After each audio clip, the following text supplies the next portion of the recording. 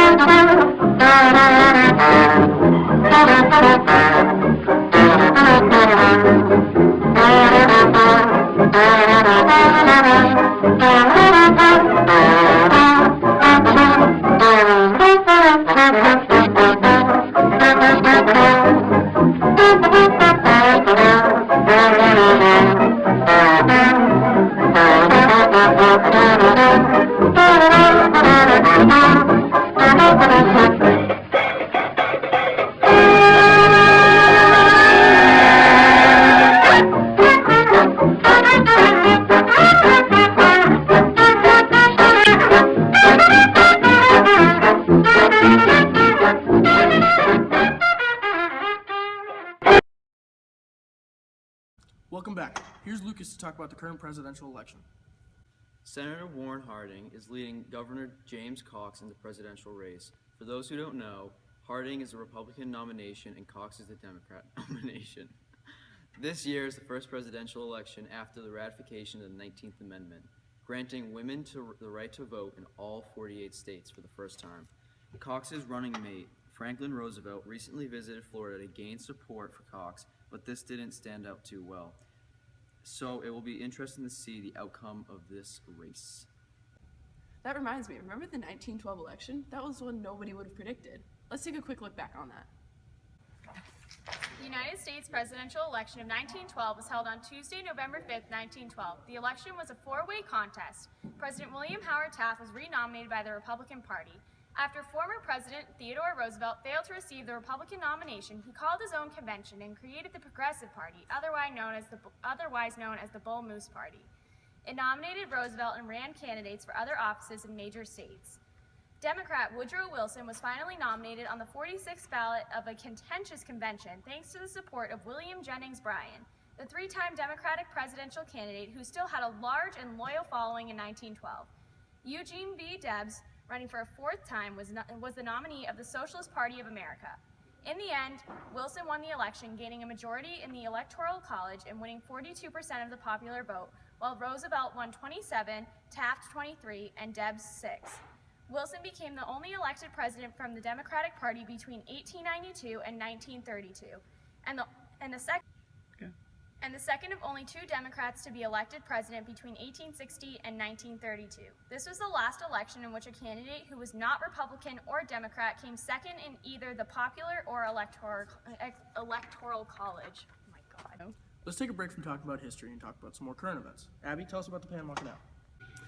From 1819, Panama was part of the Federation and country of Colombia, but when Colombia rejected the United States' plans to build a canal across the Isthmus of Panama, the U.S. supported a revolution that led to the independence of Panama in 1903. The new Panama government authorized French businessmen to negotiate a treaty with the United States. This treaty allowed the U.S. to build the Panama Canal and provided for perpetual control of a zone 5 miles wide on either side of the canal. Although the French had attempted construction of a canal in the 1880s, the Panama Canal was successfully built from 1904 to 1914. Once the canal was complete, the U.S. held land running approximately 50 miles across the Isthmus of Panama. The division of the country of Panama into two parts of the U.S. territory of the canal zone caused a lot of tension. Thanks, Abby, for that amazing report on the Panama Canal. Do you remember the sinking of the Titanic? Because I do. That shit was crazy.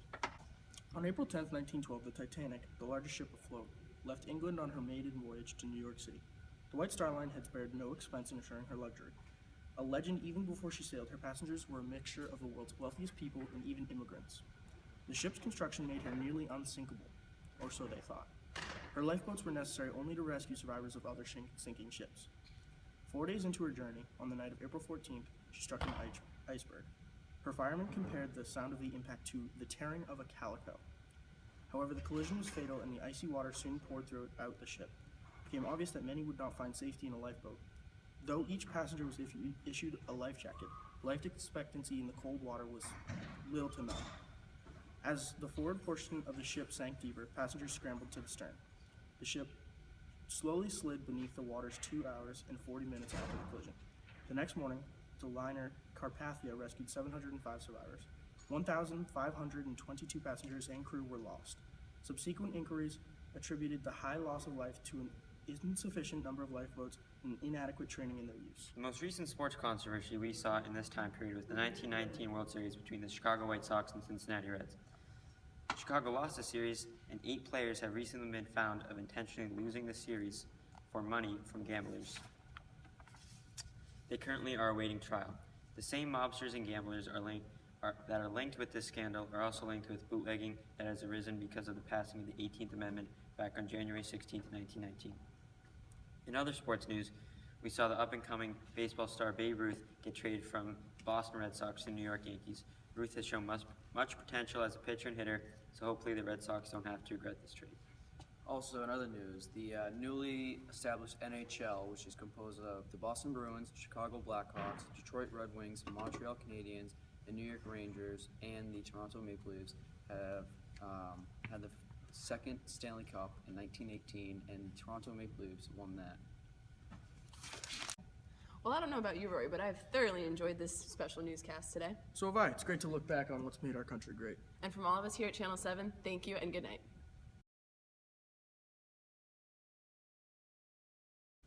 In this year, the 18th Amendment. Why? Thank you, Evan. It's crazy to think how far we've come.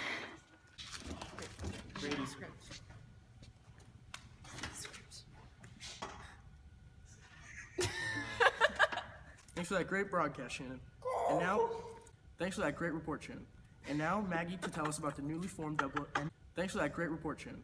And now, Maggie to tell us about the newly formed double. And Maggie to tell us about the newly formed double.